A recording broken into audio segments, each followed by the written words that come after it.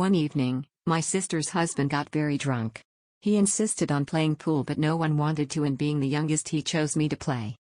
He gave me shots that I didn't want. Gave me unwanted advice about my appearance. I became more uncomfortable. Everyone, the adults, had gone to sleep and it was only me and him. I was nervous but didn't know how to leave. I said I was tired, he disregarded that. I suggested sleeping and picking up where things left off another day, he scoffed. I told him he was drunk and he told me he was faking all along.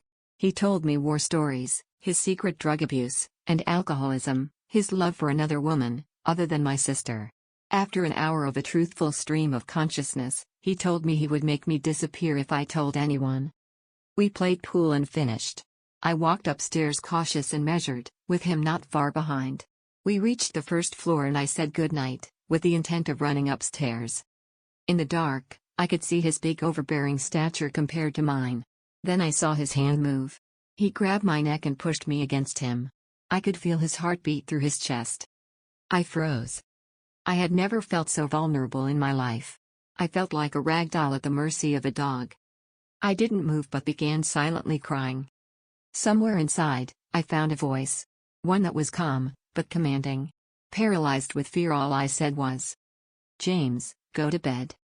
He stood there for a minute with a hand dug underneath my hair, grabbing my neck. I stood and waited. I repeated myself, this time louder. I don't know what happened, but he let go and walked upstairs without a word. Once he was in his bedroom. I ran upstairs and locked my door. I cried into my pillow, too scared to sleep. And then I heard him leave his room.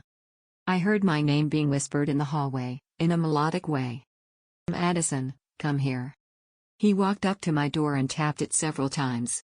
I laid on the floor across the room from the door and prayed.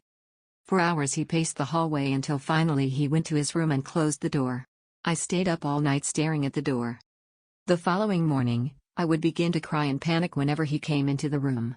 I was too scared to tell my parents or sister until several months later. But when I finally told my sister, she attributed his behavior to drinking and said that he didn't mean it. And stuff like that happens when people drink. To this day, they are still married.